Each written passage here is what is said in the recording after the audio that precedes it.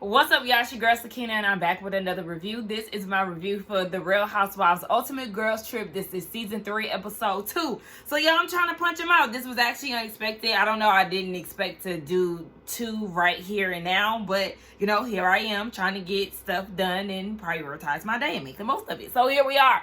So it opens up with, you know, Pepsi checking in on everybody. Baby Pepsi want him a sip of Portia, okay? He want to be in her omelet. I said, okay, because even when he was giving his first impressions on the first episode, he had nice things to say about all the ladies, but in particular, definitely had a lot to say about Miss Portia and that body yaddy, and then he said that Candace was a princess. So I think he like the melanated girls the most. Yeah. So anyway, he's making his rounds, and then we see the other girls doing certain things. So we know that Leah is actually hosting an excursion that they're getting ready to go on. She said after all the chaos that has been going around only on the first day, she wants them to actually do a productive excursion, because a lot of housewife excursions consist of arguing and eating. She don't want to do that. So she's going on they're going on a elephant sanctuary. I think that's where they're going. And she said that elephants have healing powers.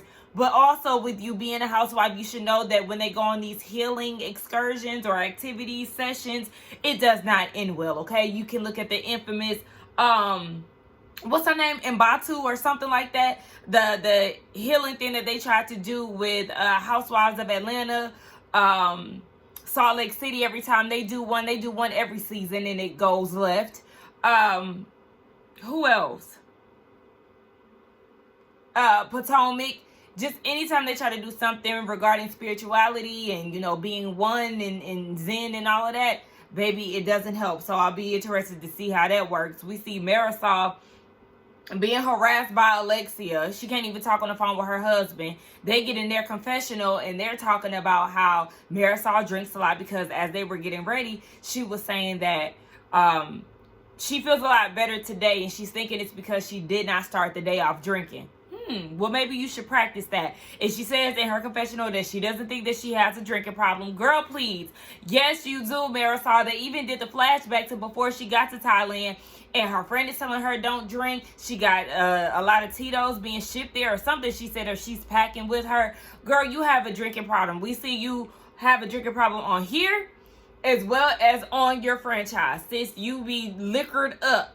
And now she's talking about her stomach is starting to hurt when she meets with the ladies at the table. But now she wants to drink the pain away. Oh, drunk. Leah is at the spirit house, and she's praying for a good night's sleep because she's PMSing. She said that she has some type of disorder where basically she is PMSing a whole lot, and I'm feeling like she needs to look into cycle syncing. I don't know if any of you ladies out there are familiar with that, but it is something that I've been seeing circulating all around the internet. And so I was intrigued by it and I wanted to check it out. So cycle syncing is something where you base what you eat and your activities off of what stage of your cycle you're in. So there's 4 phases, you know, menstrual, we know the ovulation phase. There's also follicular and luteal. I think that's how I pronounced it, but whatever. It's something that I've been doing research on, and I've actually been incorporating. So right now I'm in my follicular phase, okay? Just got off my menstrual. So I'm trying to do certain activities that get the levels up there, but then you also know that I have a sleeping issue and all of that. So even when I'm supposed to be energetic, like right now in this phase, I'm supposed to be energetic, but I will say today I'm definitely not. Yesterday I was. So it really just depends on my sleep and stuff too. But anyway, yeah, Leah, you should look into cycle syncing. I'm sure that would be very helpful for you in your situation, Miss PMS. Heather, she is looking to get the girls' attention and get back on their good side. I don't want to say attention, but get back on their good side because they got off on the wrong foot. Her first go round, you know, at the table, everybody had bad impressions and she was pissing the girls off, especially Leah. So they're both willing to move on and not make a big deal out of it. So then we see that Candace later on that day is going to have an activity, and it's like a drag show dinner, but in Thailand they call it Lady Boy. which I think that's very funny and offensive. Like, in America, baby, they will have a fit if you call him a lady boy. But, yes. So she's having that, and she's telling the ladies what to expect and what to wear. So then Portia comes in with her little cheetah unitard suit on, and then they start talking about season 5, and this is in their confessionals, Candace and Portia. So Candace is like, I didn't expect her to have my side. I was not shocked that Portia took Monique's side. I mean, because they both be fighting on TV, so what can you expect? So, they do the flashback of Portia sharing her opinion on the Bravo chat room, and my thing is, when Portia was at the table with Candace the night before, when they showed Portia calling Candace mean, and then she says that it comes with age, something comes with age, I said, hold on, stop the tape, stop the motherfucking tape, because what we're not going to do, Miss Portia, is say that something comes with age, when technically you was just on TV last year fighting. And I'm saying last year, I know it's 2023, but I'm speaking from a mindset of 2022, when she got that show in 2021. At the top of the year, you still saying last year, but you mean 2021? That's where I'm at with it. So yeah, you was just fighting on your show, ready to beat up Dennis' mama and Dennis. But you want to talk about coming with age. So what part of what part of age do you stop fighting while you grown? Because you got a track record, boo. You're not qualified to talk about nothing coming with age, because what you demonstrate and what's adding up to what's coming out your mouth. So then we get into the car rides, and you got Bad Weather, Portia, and Giselle in one car. Then you got Leah, Marisol, Alexia, and Candace in the other. So in the one with Bad Weather, Portia, and Giselle, you got Portia saying that she took a DNA test, and that's how she found out that she's Nigerian, and that's where she got her BBL from. That's where she got all that from. Not Dr. Curves, but because she has Nigerian in her bloodline.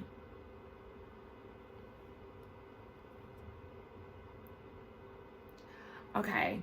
So then Leah asks Alexia in the other van about Herman and, him being with a man secretly in their marriage. And Alexia was like, yeah. So then she said if it was a man, if it was another woman, she doesn't think that she would be able to meet up with the lover. And then Leah asks about Herman allegedly dying in the pussy.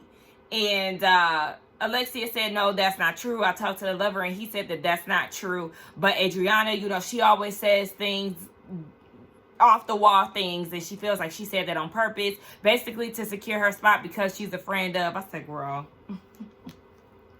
No, it was funny. What I'm really responding to was Alexia saying that she thinks it's a beautiful way to die, and that's the way that she would if she could. I don't know about that. That's like, it's sad. What y'all think? I think that's sad. So they get down to the elephant sanctuary, and they was playing in mud and poop and all of that stuff, just showing out. The instructor trying to get them together, and they just doing whatever they want to do. You know what? Those type of situations actually upset me, when the workers trying to rally the troops, if you will, telling them don't run. That could spook the animal. Like, you just never know. So it's like, I understand you're trying to have a good time and stuff, but you really have to be mindful of the environment and just be aware of that. Anyway, so they get down to the table, and Leah wants to play a game about what's worse and what's not, because they were also talking about, wait, hold on, because before they got to that game, they was eating and talking about Portia being able to suck a cork out of a wine bottle, and everybody's like, wait, no way, you can't do that. So they looking at her, and she was like, y'all, I was lying, like, you can't do that shit. And so Marisol was like, is that how you got Simon?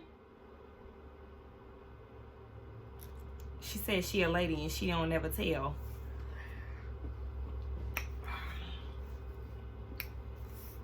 She don't want to let that secret out how she done stole that lady husband. Anyway.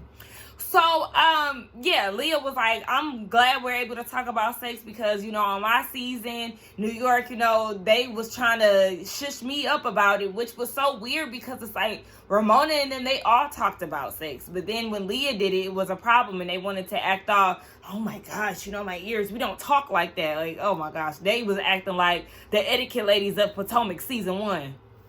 Anyway. So then they get to the game, right? So they go around the table and they share their experiences, the best and the worst about being a housewife. So Candace goes first.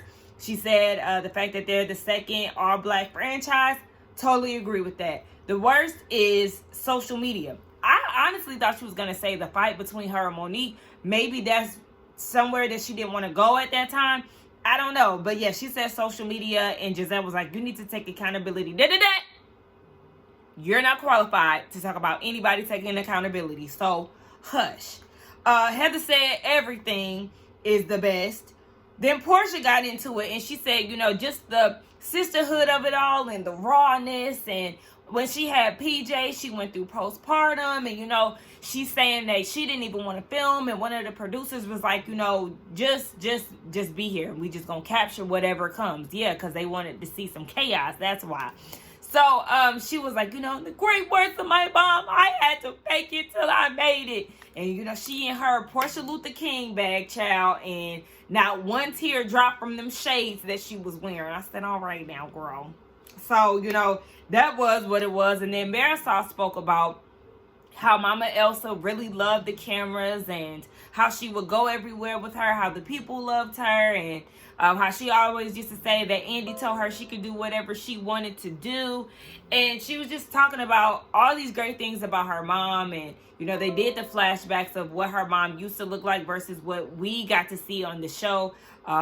She was like allergic to anesthesia or something like that. So since she couldn't get a facelift, she ended up getting fillers, and she got those fillers and it really just damaged her face. So with that, Marisol was very protective over her mom and really didn't even want her to be on TV because of her appearance, and she didn't want people to make fun of, you know, her mom. And I totally understand that.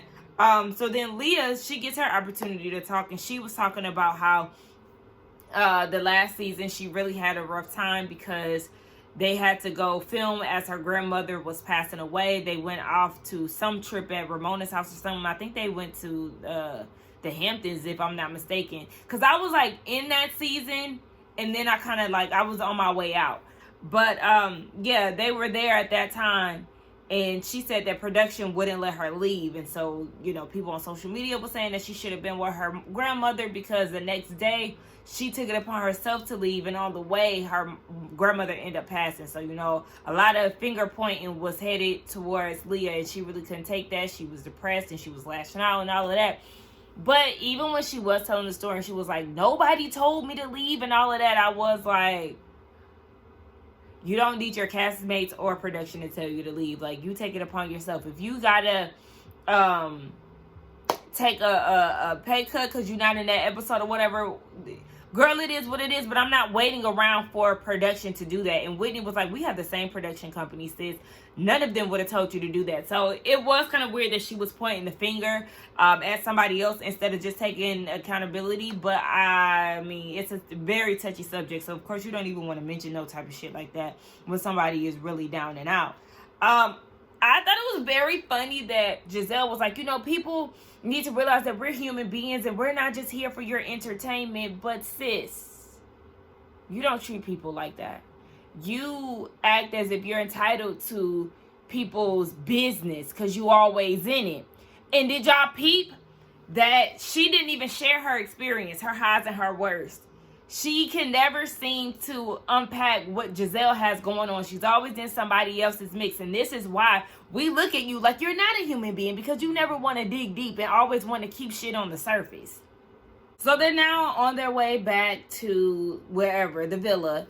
And you have Alexia, Candace, Heather, and Leah in one van. And Candace is, you know, emotional because she's saying that her marriage is not in a good space right now. She left home on bad terms with Chris because he's been a workaholic for a long time, and then C-19 hit and the restaurant had to close. See, there's a lot of up and down with that restaurant thing. You know, people say that it wasn't Chris's restaurant, that it was actually somebody else's, and they were saying that it was his for the show purposes. But, you know, they break a lot of the fourth wall on this show and talk about, you know, the filming process, production, off camera, on camera stuff, behind the scenes stuff. You know, they talk about so much stuff on Ultimate Girls Trip. And even with that, Candace said that he owned the restaurant. So is she still, I don't want to say still, is she lying about that or is she not? Like, I really don't know what was going on with Chris in that restaurant. But anywho, yeah, since the restaurant got closed, you know, he had been in an odd space. He got the opportunity to work at a restaurant again. I'm assuming that's the W that he was working at during filming. And she said that they're always missing each other. When she's working a lot, he's not. When he's working a lot, she's not. So they got into a big argument, an argument that was the biggest within their marriage, to the point where they're screaming divorce. So she's like, it's just a lot going on being here and being at odds with my man. She just don't know how to take that. And I said, well, just know that somebody's going to take that and run with it. And probably get to Giselle, and then there's going to be some arguments. That's just how I feel. But somebody's going to take that and run with it for sure. So then in the other band, you got Marisol, Portia, Whitney, and Giselle. And they're talking about fertility. Whitney asked Marisol, did she want children? And she said, yeah, but it just, you know, didn't pan out that way because in her late 30s, she found out that she had a birth defect in her uterus, so she wasn't able to have children. And, you know, that could be a part of her drinking, because that's something that she wanted. She doesn't have, you know, like a piece of her here on this earth. You know, her parents passed away. So I don't know if she has siblings, but I'm sure that takes a toll on her right now in this stage, because she is still mourning the loss of her parents. So I don't know, but yeah, it was good to know a little bit more about Marisol. So Bad Weather, they have a conversation, because the girls get back to the house and they have a conversation about Whitney needing space and taking a break from Heather. And Heather feels like Whitney is doing this to get away from Heather. And yeah, because Heather is bringing her down, and this is a way to lift Whitney up, is to separate herself from her. Heather also thinks that because Justin lost his job in season 3, that now Whitney is solely reliant on Housewives. Because remember, she spent their savings on Wild Rose, and I still ain't, child, everybody and their mama got a skincare line. So Wild Rose really gave me one of them skincare products that's in the little line of Forever 21, to be honest. But anyway, that's her business, literally. So because she is the one that's bringing in the income, she now got to work for that check, and she using an imaginary beef that she got with Heather as a way to secure her spot on the show. Shoot, yeah, I'm sure that is what she's doing, because baby got to work hard for the money, okay? So then Whitney thinks that Heather doesn't hear her out, and Heather has become this person, like a shell of a person, who is now caring too much about what the outside world thinks about her, which I could agree with too, because we know that Heather is the ultimate people pleaser. She wants to be that loyal friend, and she wants people to like her and all of that. So I see both sides, but I tell y'all this, I mean, the way that Salt Lake City is dwindling down, I don't want to keep hearing about Bad Weather in a damn situation, because, baby, y'all season was boring. I hope I'm not skipping anything, but we're gonna go down to Candace's lady man party. So she's like, everybody have y'all grills in, this, that, and that. And I mean, I don't really know what, everybody had on different outfits, so I don't know how they were supposed to dress. I know she said something about grills. The only person who had on a grill was Giselle and I think Candace. So whatever, child. They get there, and she's like, in the spirit of going to a drag show, we all should have our own lady boy names. So she gets up, and she says that hers is Petty LaBelle. Giselle's is She Need a Man. And it was funny because she was like, Giselle's name could have been other things like arthritis, And like a whole bunch of other stuff. It was some good stuff though. And then she said that Alexia's would be Havana White. That was cute. Marisol's Crystal Ball. Leah's is Judaism because she's converting. The Bad Weather Twins is Snow Right and Snow Wrong. That's cute. And then we get down to Portia. And Portia, the rumor is that, you know, she took somebody man. So your name is going to be She Took a Man. And Portia is feeling some type of way, like you can't take somebody who was free and all this other stuff. And then in her confessional, she talking about Candace is giving pressed. She's pressed, or you're pressed because you're a hit dog. Like, you could have just took that in stride and laughed it off, but instead you're feeling some type of way because she's going off of a rumor. Okay. I'm scared of micro. And she hates the Vienna sausages. Oh God, a micro penis. What was I missing? Like, you get to like know the person, and then like they have a micro. Like, what do you do? I mean, how many micro? That can't be your fear in dating. It is. That's the first fear. I mean, that's very concerning, child. With you. Why am I wasting my time? Like, I think that on the dating app, the guy should have to put his penis size. Not the size, y'all. I've never seen a micro penis out in the wild. But I'm a penis ableist. I believe even a micro can contribute in some way. Now, hold on, Heather. I want to know how many inches is a micro. Is that, what, 3 inches? I don't want to date one of the 7-4s, but like I'm not going to shame them publicly either. There's some guys in the room. Y'all want to weigh in? Child, listen. I wouldn't want to do a micro penis, okay? I've had, you know, penis of variety. And I've had one that was, you know, the smallest of the peens that I've had. And really, it's really about how you work it. But honestly, I've seen this video, and y'all, this is crazy because my mom was the one who showed me this video. My mom showed me this video. This was like a few weeks back, so this is recent, of a penis pump.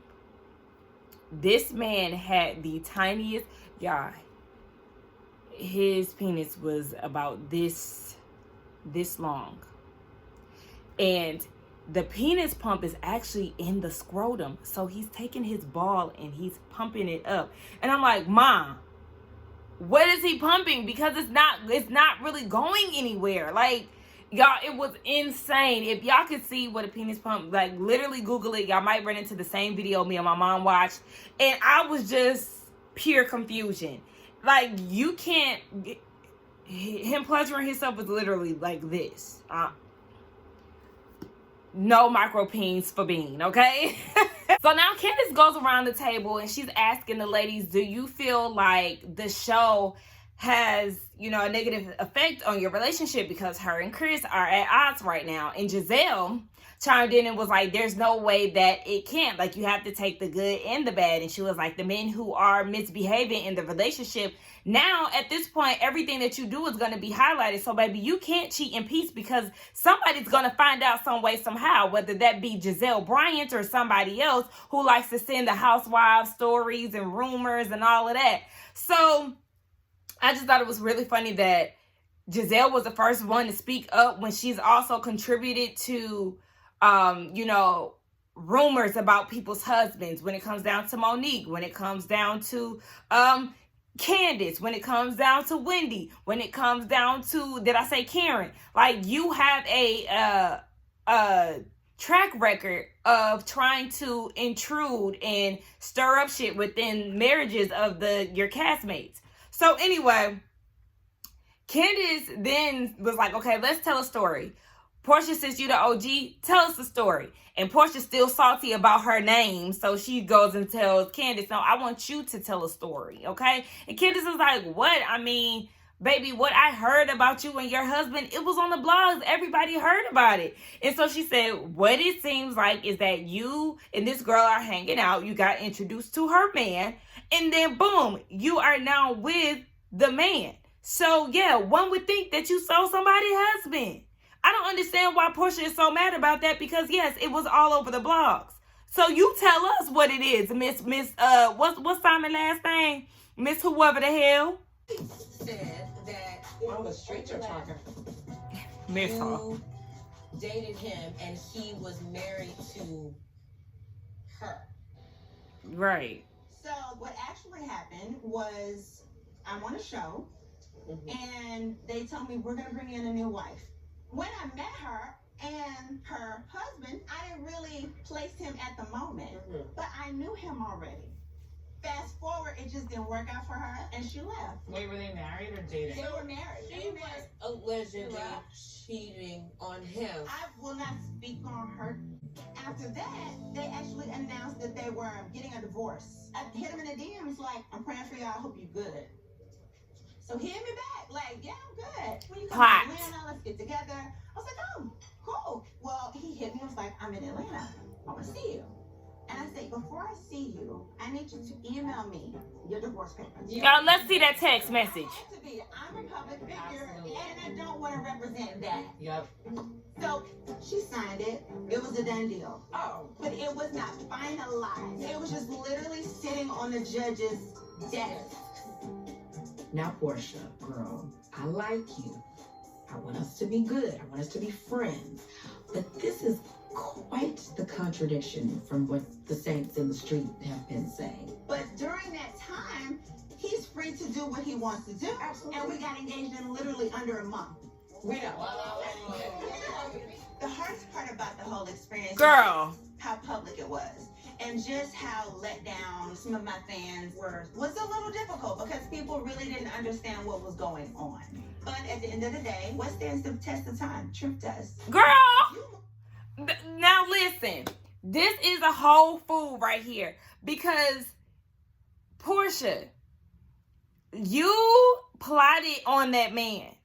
Because if you were cool with Fallon and you met Simon supposedly at this time of the scene that we watched of y'all going, you know, in swimming in a pool and all of that, when they filed for divorce, why would you reach out to him instead of Fallon? Why couldn't you just mind your business? No, what you seen was what he can do for her. And all them cars that was in that garage when they went back to that house for that Halloween party. Baby, you were scoping out the scene. You liked what you saw, so you planted a seed with that DM. You're not fooling us. We don't believe you. We've been through this already, Portia. We don't believe you. You have a tendency to lie. And what would make us feel like this situation would be any different? Yeah, you're going to try to lie to save your ass because you already know how the optics look. You was dealing with that man. Either you was dealing with him already or you was plotting on him as soon as you heard the news. So, girl, you took that lady husband and saw opportunity to get in where you fit in. So then they get into Alexia and her situation with Herman because Giselle brought it up. And Leah's like, baby, heard it all before. Like, this is a snooze fest. I'm trying to move on. Like, y'all order some shots, get drunk or something. Like, the music is nice. Sis is trying to change the subject because she said in her confessional that Alexia has a tendency to just loop, talk about the same thing. She's following the script. And as Alexia is saying certain things in the story, they do a flashback of her talking about the same thing prior to. And I get it because it's kind of like, talk about certain things in a group setting to where we won't have to hear it again. So I totally understand where Leah's coming from. But when Marisol called you out about it because you're making comments, you try. Oh, y'all, my shirt wrinkled as hell. But anyway, you tried to like act as if this wasn't something that you were really feeling or something that you never said. No, you definitely just said that you were bored by it. It was a snooze fest. And now Leah's trying to make it seem like she kind of like gaslighting Marisol. Like, don't try to make me have a argument with her. I never said that it was boring. Yes, she did. And now you're being confronted and you're shying away from the conflict that you clearly wanted. So that was the end of it. Leah told Marisol, you got a stomach ache. Don't take that out on me. It's not my fault that you drink vodka every morning. I was like, Mary's like, you should have clapped back. Like, not too much, alcoholic. Be clear. Because you was me.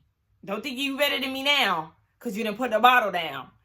Anyway, that was the end of the episode. Y'all let me know what y'all thought about this review along with the episode. Do not forget to like, comment, and subscribe to my channel. And I will see y'all for the third one. I'll probably come back for the third one tomorrow because I got stuff to do. Bye.